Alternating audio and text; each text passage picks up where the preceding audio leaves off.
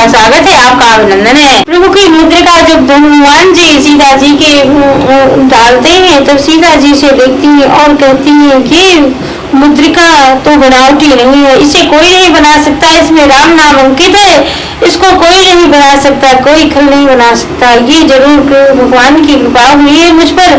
और इसी तरह सोच विचार करती हैं। तभी अमृत में हमारी पूरी कथा सुनाते हैं शुरू से अंत तक, और सुनकर के सीता के सारे दुख बाहर जाते हैं और वे बहुत खुश होती हैं। फिर सामने हनुमान जी को सामने हनुमान जी आते हैं तो उन्हें एक तरफ ऐसे ओढ़ करके बैठ जाती हूँ, फिर उसी तरह मंडार कर बैठ जाती हूँ। तब वो कहती है, हे माता, मैं तुम्हारा पुत्र हूँ, मैं राम जी का सेवक हूँ और मुझे पहचानो। मैंने ही सारी कथाएं आपको सुनाई हैं, मैं ही भगवान का भक्त हूँ। माता धीरज धरकर संदेश सुनिए। ऐसा कहकर हनुमान जी प्रेम से गदगद हो गए और नेत्रों से अश्रु भर आए। हनुमान जी ने जब माता पुत्र कहा तो उनका हृदय गदगद हो गया और उन्होंने मीठे वचन बोले। और हनुमान जी ने श्री रामचंद्र जी से कहा, श्री रामचंद्र जी से के बारे में बताया कि हे माता, वो आपसे इतना प्रेम करते हैं कि वो हमेशा आपके ही बारे में सोचते रहते हैं। पत्ता जो है उन्हें कोमल पत्ते उन्हें आपके गोले के समान लगता है, चंद्रमा जो है उन्हें काल रात्रि के समान समझ में आता है, और जो है फल जो है उन्हें जहर के विष के समान समझ आते हैं। उन्हें कोई खुशी नहीं है, कोई सुख नहीं है, वो 24 घंटे वह आपके ही रहते हैं। दुख से भी कुछ घट जाता है, ये पर किसी से दुख कोई जताता नहीं है, वो किसी से दुख नहीं जताते हैं। तब तो रहस्य एक मेरा मन ही, वो उनका मन ही जान सकता है उनके रहस्य का। इसी प्रकार हनुमान जी बहुत तरह तरह से समझाते हैं और राक्षसों के समूह को पतंगों के कहते हैं कि माता आप चिंता मत करो, भगवान बहुत शीघ्र आएंगे। राक्षसों के समूह को पतंग के समान ही श्री हनुमान जी उन्हें अग्नि के बाणों से ही मार देंगे। पतंग जैसे होता है उसमें अग्नि छुआ दी जाए तो तुरंत जल जाता है, इसी तरह अग्नि के बाणों से उनके पर प्रहार करेंगे। और धैर्य रखो, राक्षसों का जल्दी ही जला समझो। ऐसा सुनत ही सीता कर दुख भागा, लागी सुने श्रवण मन लाई, आदि होते सब कथा सुनाई। वे श्री रामचंद्र जी के गुणों का वर्णन करने लगे। सीता जी का दुख भाग गया, वे का और मन लगाकर उन्हें सुनाने लगी। श्री हनुमान जी आदि से लेकर सारी कथा कह सुनाई।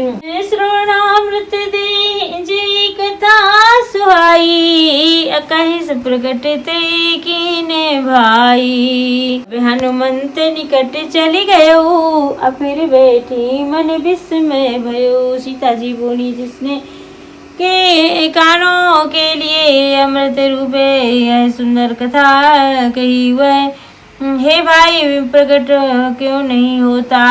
तब हनुमान जी पास चले गए और उन्हें देखकर सीता जी फिर कर मुख फेर कर बैठ गई। उनसे मन में आश्चर्य हुआ, मैं मात जान की सत्य शपथ करुणा निधान की, यह मुद्रिका मात मैं आनी, अधीन राम तुम्हें कहा सहिदानी।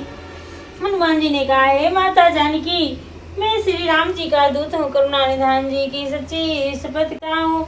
हे माता, यह अंगूठी में ही हुई लाया हूँ। श्री रामचंद्र जी ने मुझे आपके लिए निशानी का यह पहचान दी है। नर वर नहीं सगे कहूँ कैसे, कही कथा ये भांति जैसे। सीता जी ने पूछा, नर और वानर संगे कहो कैसे हुआ। तब हनुमान जी जैसे संग हुआ था वैसा सब कथा कही। श्री राम जय जय राम, कपि के बचन सप्रेम सुनी। उपजा मन विश्वास, जाना मन क्रम बचन ये। कृपा सिंधु कर दास, लखन सिया रामचंद्र जी की जय। हनुमान जी ने प्रेमियों के वचन सुनकर सीता जी के मन में विश्वास उत्पन्न हो गया। उन्होंने जान लिया कि यह मन वचन और कर्म से कृपा सागर श्री रघुनाथ जी का दास है। हरिजन जानी प्रीत अति गाढ़ी, सजले नयन पुलकावली बाढ़ी। अमूढ़ते बिरह जलधि अनुमाना, अभय हुतात सो बहु जल जाना। भगवान का जन सेवक जन करे अत्यंत गाढ़ी प्रीति हो गई। नेत्रों में प्रेम अश्रुओं का जल भराया और शरीर अत्यंत पुलकित हो गया।